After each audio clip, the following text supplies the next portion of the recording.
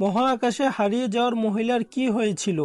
1960 সালে দুই Italy radio operator একটি বিপদ সংকেত পান, যা সোভিয়েত মহাকাশ অভিযান থেকে এসেছিল।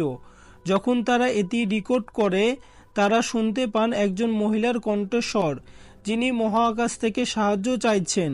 এ মহিলা ছিল একটি গোপন মিশনের অংশ, যেখানে তার ক্যাপসুলের শীতলকরণ ব্যবস্থা ব্যর্থ হয় এবং তিনি মহাকাশে আটকে পড়ে মারা যান।